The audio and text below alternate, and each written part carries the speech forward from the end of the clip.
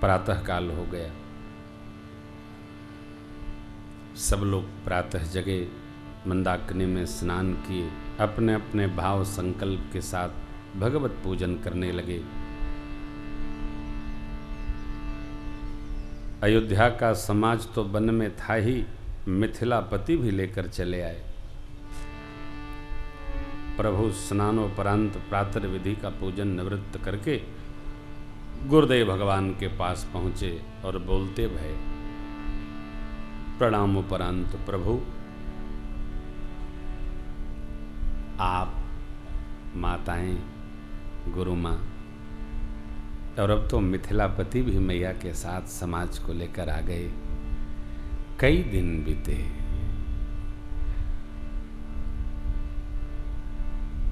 आप मार्गदर्शन करते तो सब लोग जो उचित होता उसका व्यवहार करते। राम जी को कहने में भी संकोच होता है।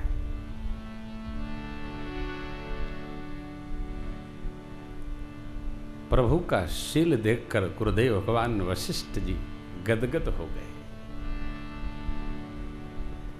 जिससे पुत्र का शील देखकर पिता प्रसन्न हो जाता है, शिष्य का शील देखकर सद्गुरु प्रसन्न हो जाता है, उसी प्रकार साधक जीव का शील देखकर हमारा प्रभु भी प्रसन्न हो जाता है।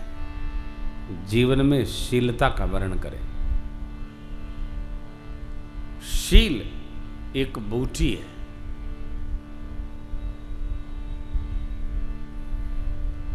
शील संकोच से नहीं करें, स्वभाव बस करें।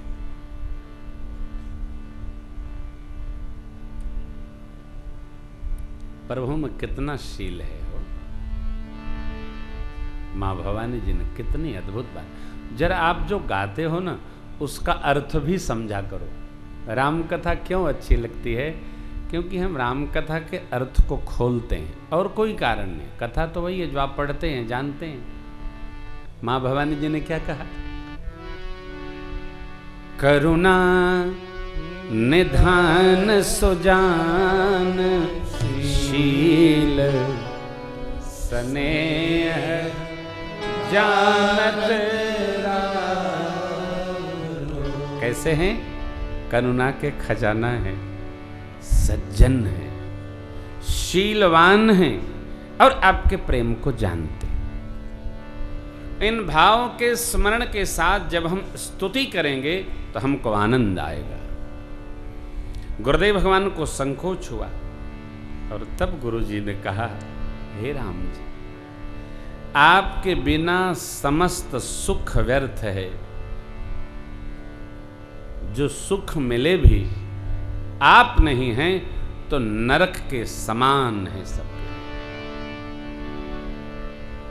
आप प्राण के प्राण हैं, जीव के जीवन सुख हैं, सुख के परम सुख हैं।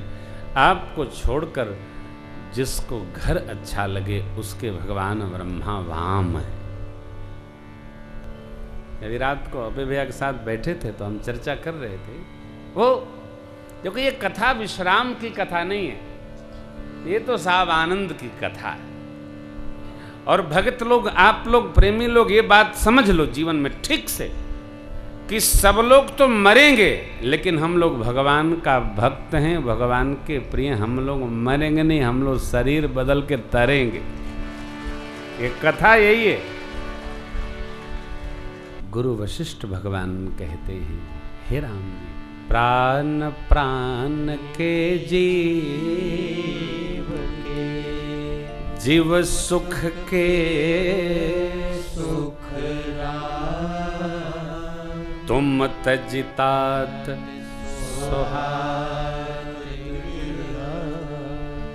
जिन्हीं तिन्हीं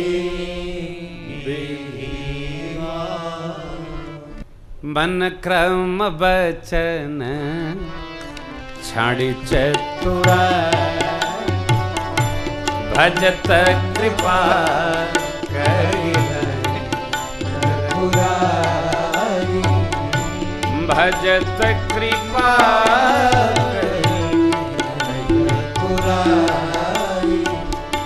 भजत कृपा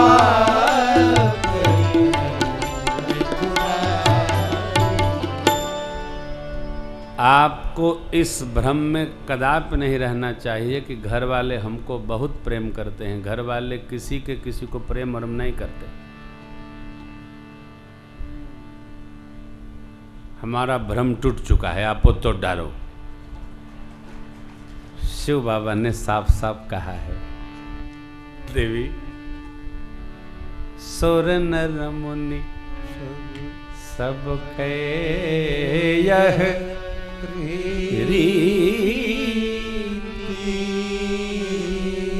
अपनी अपनी स्वार्थ लाई करही सब। जिससे स्वार्थ न हो आदमी उससे प्रेम नहीं करता है। करेगा? मैं पुनः एक बार कहूं, परमात्मा और मां केवल 2 लोग ऐसे हैं जो बिना स्वार्थ के प्रेम करते। परमात्मा और मां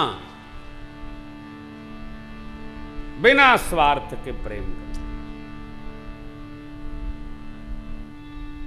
हम आप सब रीति माने नियम, परंपरा है, बाबा कहते हैं। अब शिव बाबा कोई गलत तो बोलेंगे नहीं, सिद्धांत बोलते हैं बाबा।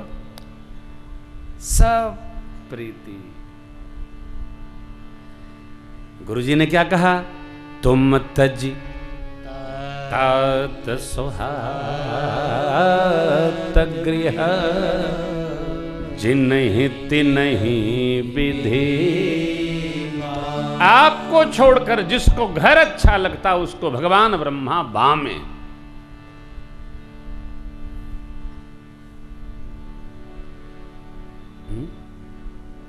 एक गीत है, उसकी एक पंक्ति हम लोगों ने बदल डाली। एक पंक्ति सुना देता हूं, उसी भाव में प्यारे बजाना। ये गीत कैसे गाया जाता है ये भी आपको बता देता हूं। आंख बंद करके, पहले तो याद कर लीजिए। आंख बंद करके अपने चारपाई पर हाथ पैर धोकर बैठ जाइए। इसको मन में गाइए, किसी को सुनाइएगा नहीं, घर में झगड़ा हो जाएगा। एकदम बस समझ के बिस्तरा पर अपने आनंद से। संसार आपको गा के नहीं गाना है, ये ध्यान रखिएगा।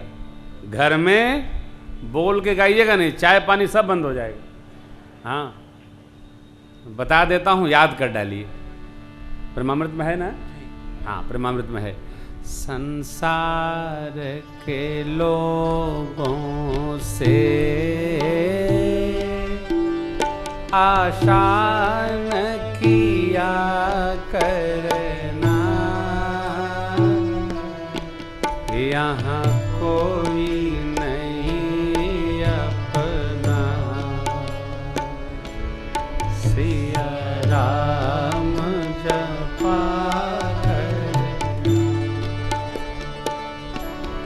संसार के लोगों से आशा न किया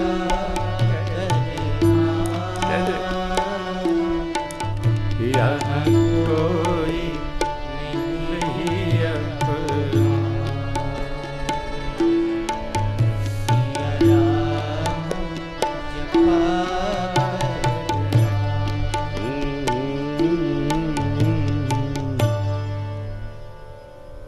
जितना इस गीत को गाकर आप अंदर उतर जाएंगे, आप आनंद में निमग्न हो जाएंगे और धीरे धीरे परिवार, संसार मन से बाहर निकल आएगा।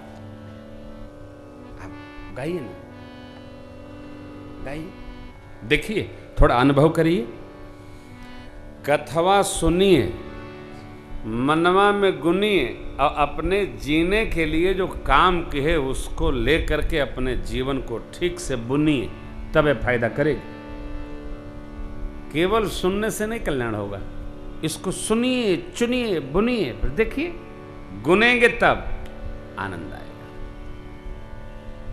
गुरु जी कहते हैं तुम तजि तात सुहाहि गृह जिनहि तिनहि विधि बाम। वो सुख, वो कर्म, वो धर्म जल जाए जहां राम जी आपके पद में प्रीति न हो, सुख समाप्त हो, वह कर्म नष्ट हो। जिस कर्म को कर कर राम प्रेम न जगे, वह धर्म भी नष्ट हो जो राम प्रेम जागृत न करे। गुरुदेव ने कहा, किससे कहा? राम जी से कहा। जोग कुजोग है, ज्ञान अज्ञान है। कौन सा? जिसमें राम जी के प्रेम, आपके प्रेम की प्रधानता नहीं है। आपसे ही सुख है और आप न है तो जीवन में दुख है। हे राम जी, किसको क्या भाव है आप सब जानते हैं। आपको सबकी गति का बोध है। आप पधारिए, मैं विचार करता हूं। प्रभु प्रणाम करके गुरुदेव भगवान को जब आश्रम पर पधारे हैं तो गुरु वशिष्ठ भगवान मिथिलापति के पास आए और मिथिलापति से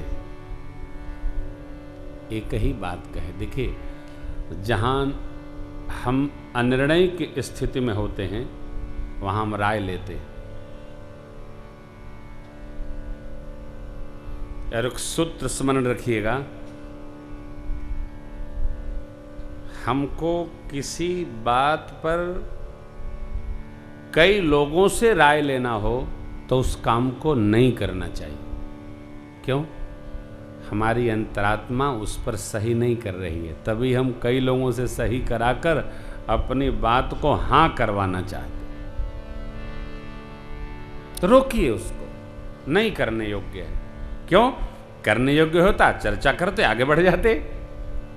हम ऐसा करना चाहते हैं, आप कहें क्यों, हमारी तो सही नहीं हो पा रही है, आप कहिए तो बाद में कोई बात होगी तो आपो का नाम लगाएंगे, आपो थे। गुरु वशिष्ठ भगवान ने मिथिलापति से कहा, महाराज अब कीजिए सो सब कर सहित हित हो। महाराज, आप विवेकी हैं, नित्य अनित्य के शोधक हैं। आप इस असमंजस के अवसर पर आप ही सर्वसमर्थ हैं जो निर्णय कर सकते हैं क्या उचित है। मिथिलेश सोचने लगे कि यहां आकर मैंने अच्छा नहीं किया। चक्रवर्ती जी महाराज ने तो राम जी को वंदे दिया, महाप्रयाण कर गए, लेकिन मैं क्या करूंगा? मैं तो लगता है राम जी को वन से वन में भेजकर ही वापस जाऊंगा। ये अनिर्णय की स्थिति है। बुद्धि ने दौड़ना बंद कर दिया। गुरुदेव भगवान मिथिलेश भरत जी की कुटिया पर पहुंचे।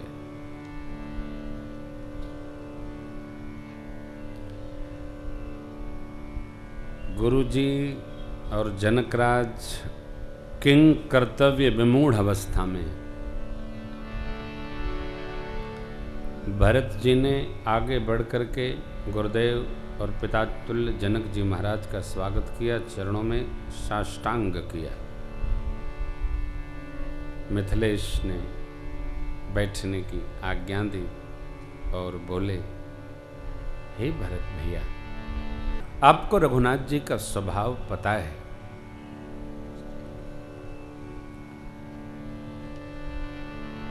राम जी सत्य के लिए, धर्म के लिए अवतार लिए हैं। लोक मंगल हेतु वन में आए, स्वयं भी संकट सह रहे हैं, लेकिन धर्म का निर्वाह कर रहे हैं। पुत्र, हमारी और गुरु महाराज की बुद्धि विश्राम ले गई है। अब आप कहिए जो उचित हो वही राम जी के पास प्रस्तुत हो।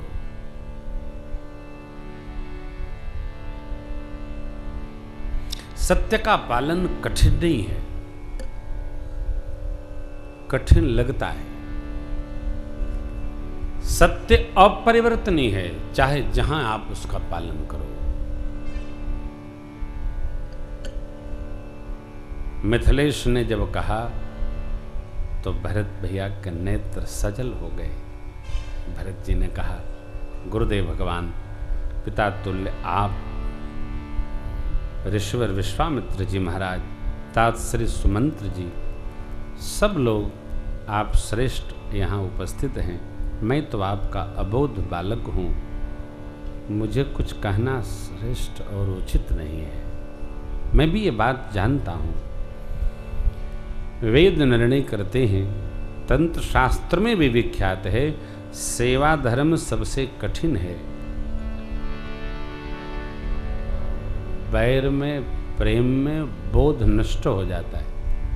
मैं स्वयं भी क्या कहूँ, भरत जी ने अपनी बात गुरुदेव और मिथिलेश के सन्मुख यूं रखी, राख राम रुख धरम व्रत पराधे न मोहि सबके सम्मत सर्वहित करिय प्रेम। जिसमें राम जी के रुख का समारोह हो और हम सबके धर्म का भी निर्वाह हो, आप वही आज्ञा करते। इतना कहना था कि देवराज इंद्र फिर घबराए। राम जी तो वही कहेंगे जो भरत जी को अनुकूल होगा। जब हम स्वार्थ आगे रखकर परमार्थ में लगते हैं तो स्वार्थ तो पूरा नहीं होता है, परमार्थ भी नष्ट हो जाता है। देवराज ने सबके मन में उच्चाटन भरा। इधर प्रजा के मन में कभी परमात्मा के साथ रहने का संकल्प होता है, कभी अयोध्या जाने का संकल्प होता है, मिथिला वासियों को मिथिला जाने का संकल्प होता है। गुरुदेव भगवान, जनकराज, भरत जी, सचिवगण सब लोग मिलकर परमात्मा के पावन आश्रम पधारे। भगवान ने सबका स्वागत किया, श्रेष्ठ आसन दिया और अब गुरु वशिष्ठ भगवान ने अपने से मिथिलापति का, मिथिलापति का भरत जी से और भरत जी का अपने सबसे जो संवाद भया था सब राम जी को कहकर सुना दिया। और गुरु जी ने कहा क्या, तात राम जस आय सुदेव हो सो सब मोर मत। हे राम जी, आप जो आज्ञा दें सब लोग वही करें। देखिए यहां एक बात अपने काम की बड़ी अद्भुत है, किसकी बात मानी जाए। घर में, परिवार में, संस्था में, समाज में, सोसाइटी में, समुदाय में, संप्रदाय में किसकी बात मानी जाए। जिसका अपना कोई स्वार्थ न हो, जो आचार विचार व्यवहार में उच्चतम हो, श्रेष्ठ हो, केवल उसी की बात मानी जाए, तभी समाज चलता है। जो सबका मंगल चाहे उसकी बात मानी जाए। जिसका अपना स्वार्थ न हो, आपने कभी ईमान से गिरे व्यक्ति को सुखी न देखा होगा। और कभी ईमानदार व्यक्ति को आप दुखी नहीं पाएंगे। एक मैंने वर्तमान कहा और दूसरा भविष्य में कहा। ईमानदार कभी दुखी नहीं रह सकता और बेईमान पर चलने वाला आदमी जीवन में कभी सुखी नहीं रह सकता। ये प्रमाण है इस प्रसंग में। परमात्मा श्री राम श्रेष्ठ हैं। क्यों? अभिषेक की चर्चा हुई, वनवास का प्रसंग चल पड़ा, भगवान वन आ गए। ये राम जी का त्याग है। समाज उसी का स्मरण करता है जो त्याग में रत होता है। भारतीय संस्कृति, सनातन संस्कृति, आत्मीय संस्कृति, वैदिक और पौराणिक संस्कृति ने त्याग की पूजा किया, भोग की पूजा नहीं किया। हमने सदैव त्याग को माना है। शिव जैसा त्यागी नहीं, मेरे राम जैसा त्यागी नहीं। आनंद। राम जी से गुरु जी ने कहा, तात राम जस आयस देहु सो सब करे मोर मत एहु। सबकी बुद्धि चकरा गई। प्रभु को समझ में नहीं आए कि गुरु जी बैठे हैं, पिता तुल्य जनक जी महाराज बैठे, मैं कहूं क्या। प्रभु ने हाथ जोड़कर प्रणिपात भाव से कहा, गुरुदेव आप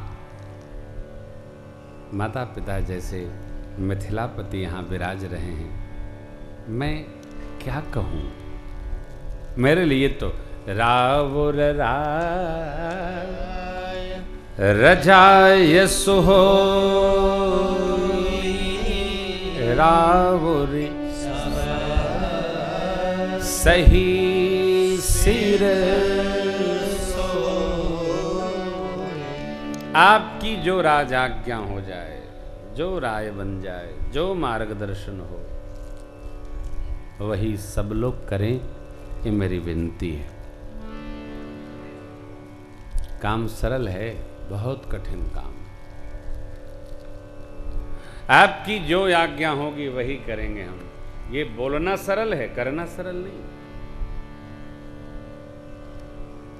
आयसुदेहु, गुरु जी ने कहा, प्रभु ने कहा, जो आप कहेंगे सब लोग, और सर्वप्रथम मैं उसका पालन करूंगा। इतनी निर्भयता, इतनी निर्द्वंदता, इतनी निर्मलता। हाँ, प्रभु को पता है गुरुदेव जो आज्ञा करे वो धर्म सम्मत आज्ञा करे।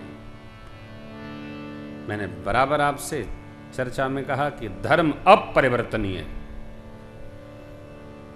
जहां धर्म की बात आएगी, एक सूत इधर उधर आप नहीं हट सकते, हिलेंगे नहीं आप। धर्म शाश्वत व्यवस्था है, यहां कोई लेकिन परंतु बट नहीं है। शाश्वत व्यवहार। सब लोग भरत जी की ओर देखने लगे।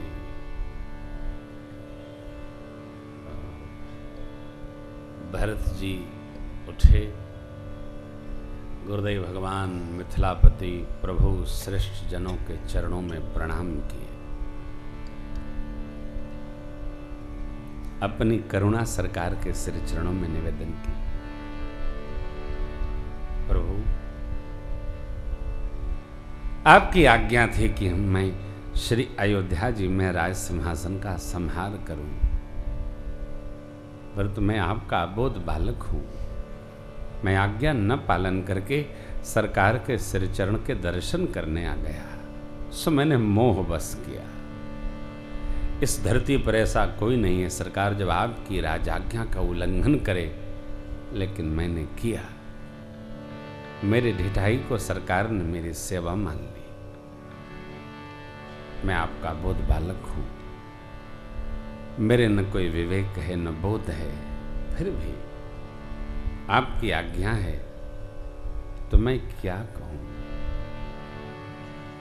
मेरे नाम का प्रस्ताव हुआ, सरकार को बनाना पड़ा। मेरा दुर्भाग्य इससे अधिक क्या हो सकता है। सरकार के सिर चरणों की सौगंध लेता हूं और अपने हृदय की सोते जागते उठते बैठते व्यवहार की रुचि शरणों में निवेदन करता हूं कि प्रभु जो आपकी आज्ञा हो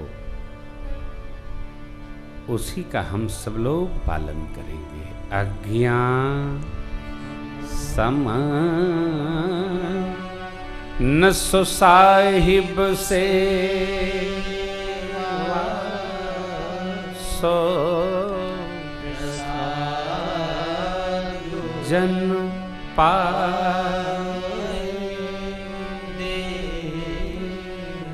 ऐसा बोलकर भरत जी महाराज इतने व्याकुल हो गए, भगवान के सिर चरणों में गिर पड़े। प्रभु पद कमल गए अकुला समवो न सो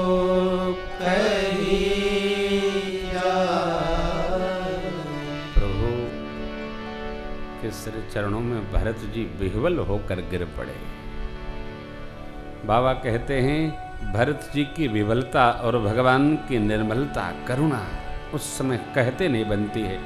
परमात्मा श्री राम ने भरत जी को उठाकर अपने बगल में बिठा लिया। भरत जी की अबोधता, शुचिता, निर्मलता, विह्वलता पर मिथिलापति गुरुदेव भगवान सारी सभा शिथिल हो गई, सबके नेत्र अश्रुपूरित हो गए। बाबा ने लिखा, रघुराव से थेल स्नेह साधु समाज मोनी मिथिला धनी मन महु सराह भरत भाय भगति की महिमा घनी भरत ही प्रसन्न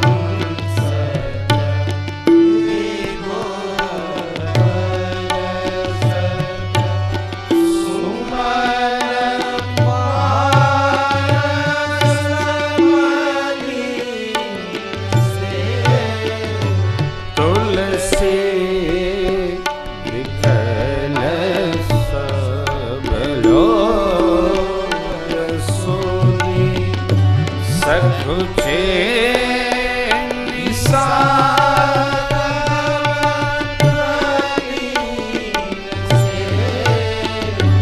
रघुराव शिथिल स्नेह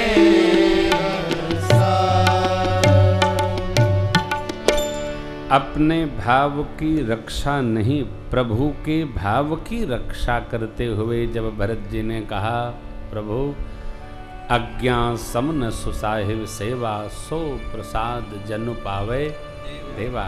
आज्ञा हो सरकार, हमको क्या करना है?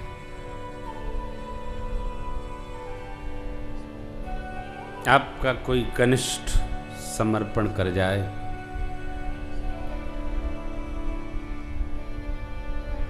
तो बड़ी विकट स्थिति होती है। हम अपने भाव की रक्षा न करके उसके भाव की रक्षा करना चाहते। परमात्मा ने भरत जी को उठा के बगल में पधराया और रघुवंश की रीति नीति परंपरा सुनाया। हे तात भरत, आप सूर्यवंश की रीति नीति परंपरा को जानते। हमारे कुल में इस समय कुअवसर आन पड़ा है।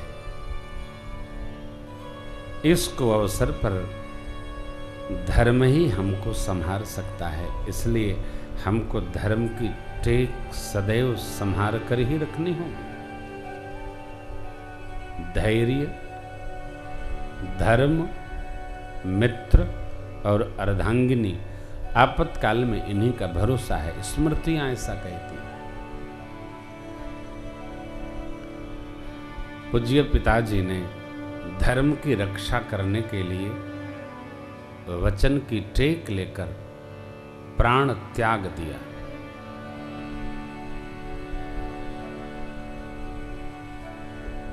मैं बना गया, आपको श्री अवध रहना था, परंतु आप भी बना गए। अब अवध का संहार कौन करेगा? पूज्य पिताजी के न रहने पर केवल गुरुदेव भगवान की कृपा ने अयोध्या का संहार किया है, नहीं तो प्रजा परिवार हम आप सब विनष्ट हो जाते। बिना अवसर के सूर्यास्त हो जाए, कहिए कौन संहार करेगा? किसको कलेश नहीं होगा?